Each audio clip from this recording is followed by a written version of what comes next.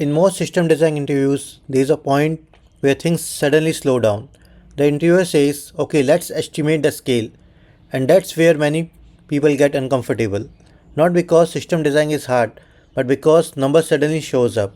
QPS, storage, traffic. In this video, I'll break this down in a very simple and practical way. Before we draw boxes, choose databases, or talk about microservices, we need to understand one thing first: scale. If I don't know how big the system is, I can't decide whether one server is enough for 10.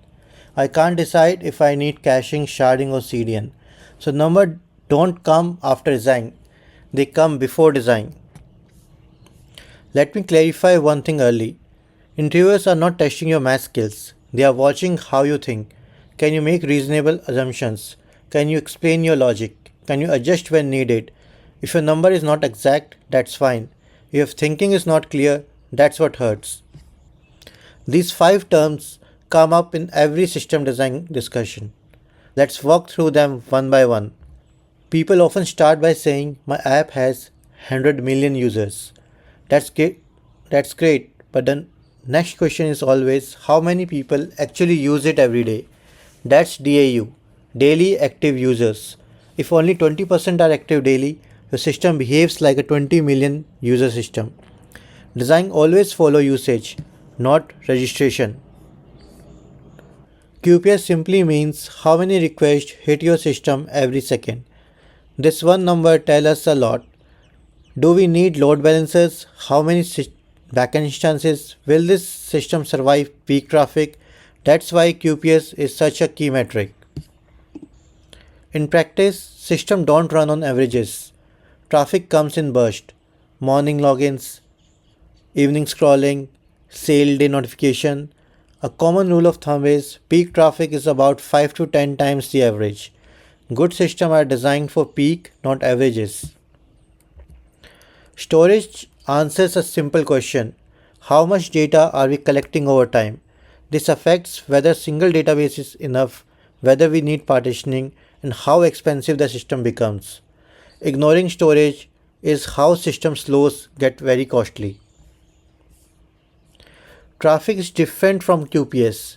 QPS number of requests, traffic is how much data is moving. 10,000 small requests is very different from 10,000 large ones. This is where CDN and compression start to follow. There is one detail people often miss: read versus write traffic. Most systems are heavily read focused.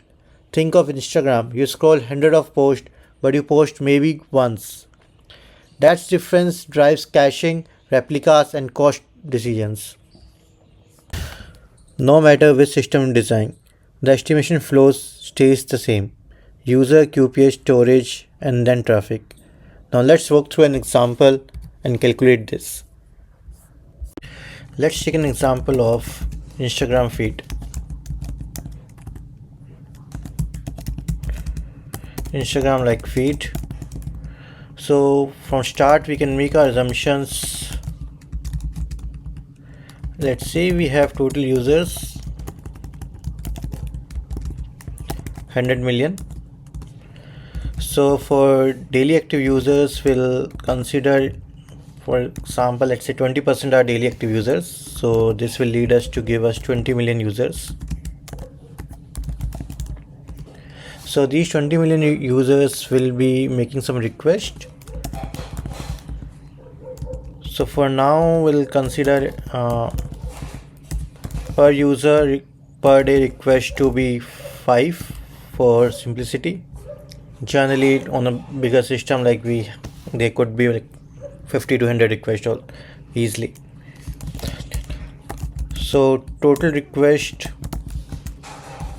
per day will be 20 million into 5.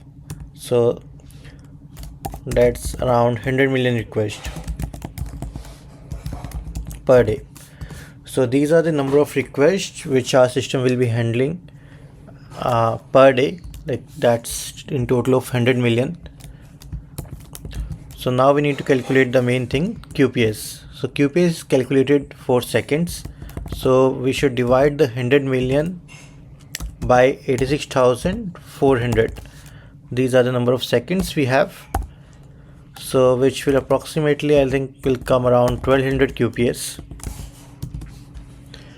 So that's an average.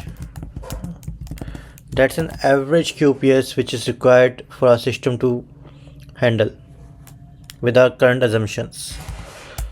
So, but we need to make the system reliable for peak QPS. So peak is generally, as we said, like it's like 5 to 10x of an average.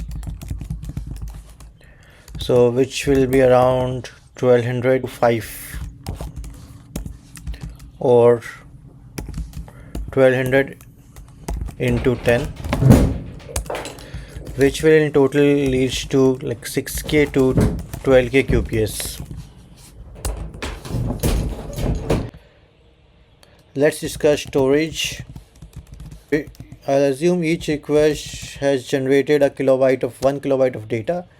So for any request which is coming to us, it's generating a 1 KB of data. So we are storing 1 KB of data per request in our database.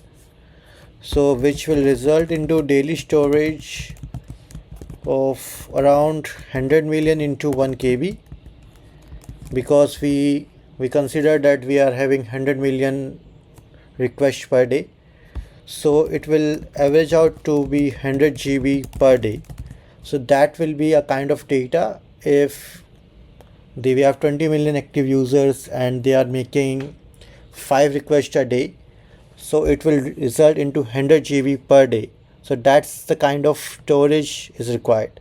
That's very rough and very low considering 1 KB data per request and only 5 requests. But still seeing over that, it's still 100 GB per day. So over an year, it will be nearly 36 terabyte per year. With our very small assumption also, it will result into 36 terabyte per year.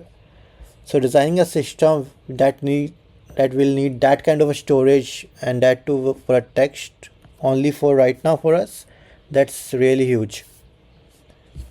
Now let's consider traffic.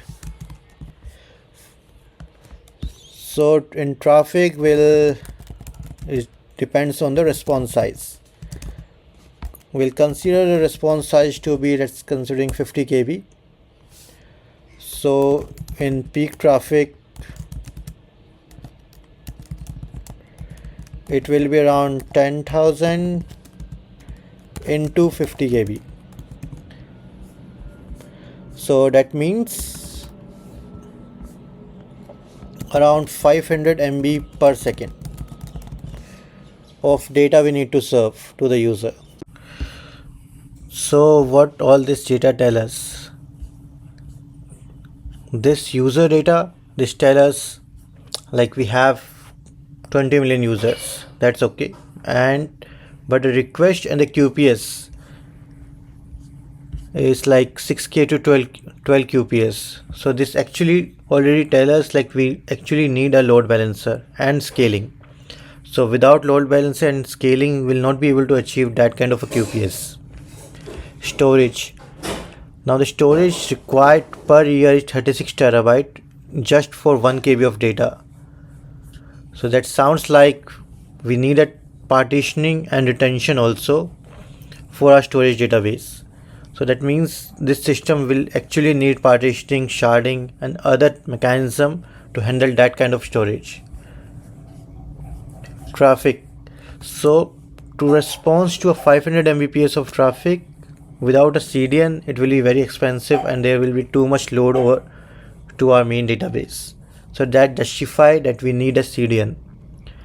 So all this data which we got from the calculation basically justifies which we will be adding in our system design. In the next episode, we'll take these numbers and turn them into architecture, cache size, database choice, and scaling decisions.